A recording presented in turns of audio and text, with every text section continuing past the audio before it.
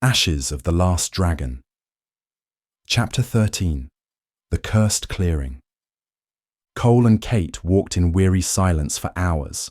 The shy pink of dawn swelled into a dim wash of morning light, yet Cole's dark vision still clung to him like a second skin, painting every stray shadow in shifting hues of black and blue. Exhaustion gnawed at him.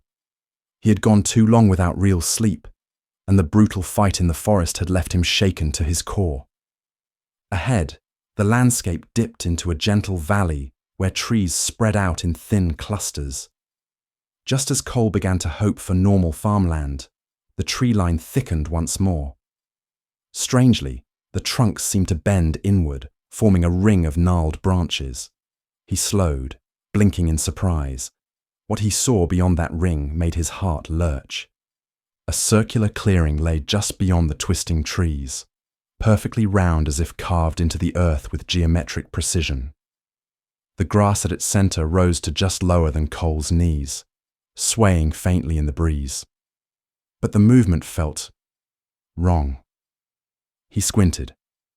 In any normal clearing, morning birds might chatter from overhead, and insects would buzz in the brush.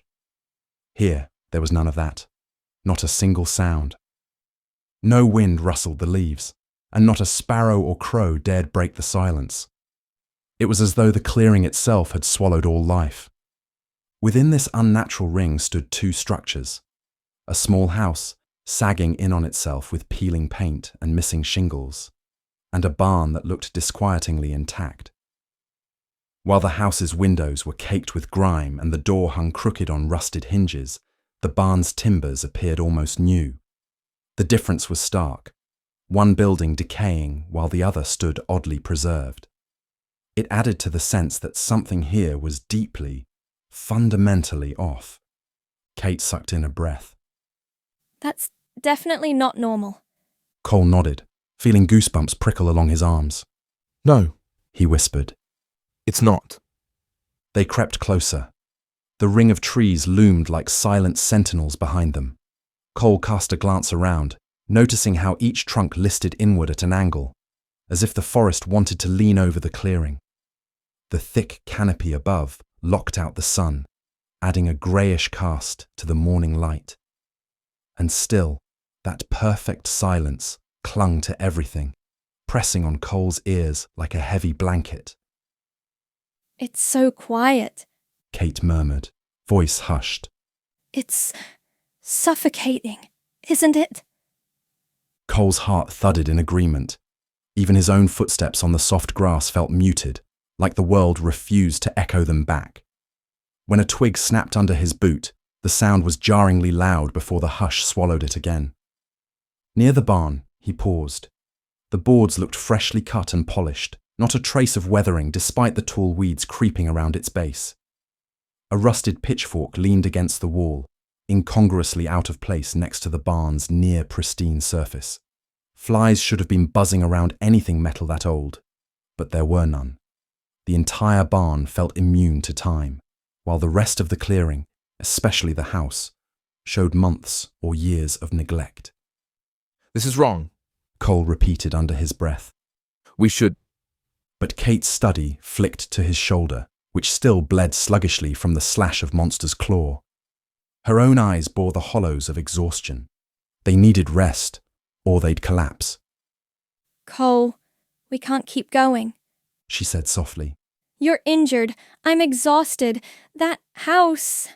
It might be our only option. He studied the slumping structure. Chipped paint peeled in large, curling strips, and a shutter near the window dangled precariously by a single hinge. The door, askew and half open, revealed a dark interior. A battered wooden sign swung next to it, too faded to read. If not for the surreal hush, the place could have passed for any abandoned home. But each detail, the perfect circular boundary, the contradictory states of decay, magnified the unsettling aura. Still, he couldn't deny her words.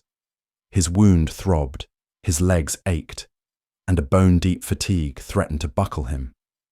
All right, He relented, forcing steadiness into his voice. we'll check it out, but we have to be careful. They approached the front door, boots brushing through tall grass. Cole noticed that although the house looked weathered, there was no sign of wildlife reclaiming it. No bird nests in the rafters, no animal burrows, not even a spiderweb near the sagging threshold. His dark vision revealed only the faintest swirl of black-blue shapes around the corners, as though the place resisted even the deeper shadows. He gently pushed the door with the butt of his hammer. The old wood groaned, and the door swung open, trailing dust motes in a pale shaft of morning light. Inside, the house was a single large room with an exposed loft overhead. A cold fireplace sat to the right, ashes long undisturbed in its hearth. A rickety table, still set with chipped plates, stood askew.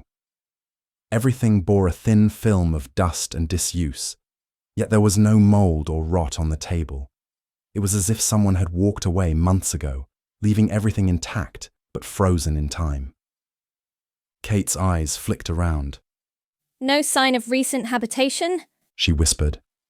But it's not torn up like you'd expect if wild animals had moved in. No droppings, no nests, nothing. Cole nodded, swallowing. The heavy silence crawled along his skin. Check upstairs? He suggested, spotting a simple ladder leading to the loft. They ascended carefully, each rung squeaking underfoot.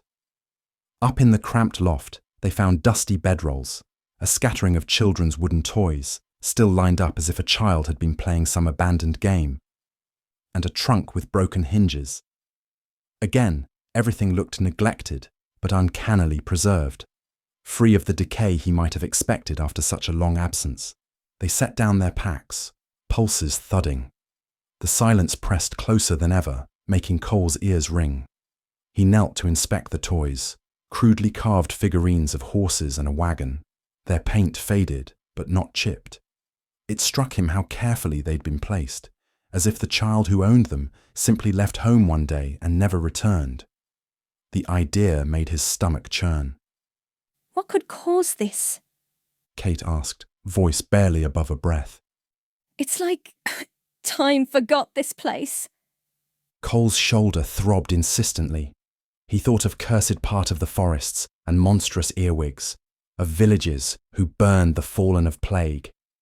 The world was changing in ways he barely understood. Perhaps this was one more sign that nothing followed the normal rules anymore. I don't know. We've seen so much already, he said honestly. but we need rest. They cleared space on the loft's wooden floor, pushing aside the dustiest bedrolls.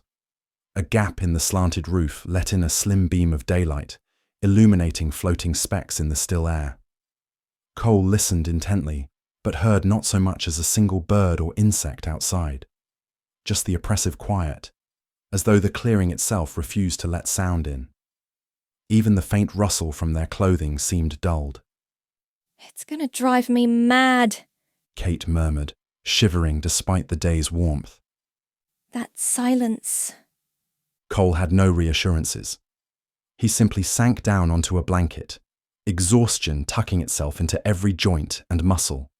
His wound pulsed. He pressed a rag to stanch the slow bleed.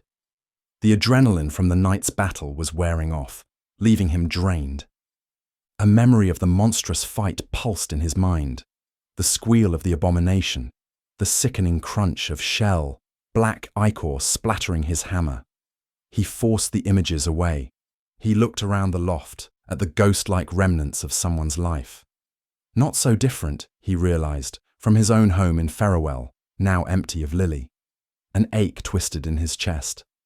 If this place is cursed like what I saw, we'll leave the second we can walk again.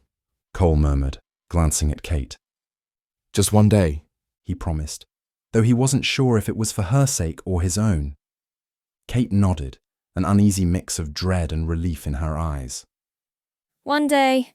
She echoed, then gestured for him to lie down. You've been going a few days. Get some sleep. I'll keep watch. Try to find some food. When you wake up, I'll sleep through the night. We can leave first thing? Cole's body felt heavy, every muscle thrumming with the toll of a night spent trudging through cursed undergrowth. Though the sun was already above the horizon, Its feeble light barely softened the clearing's oppressive hush.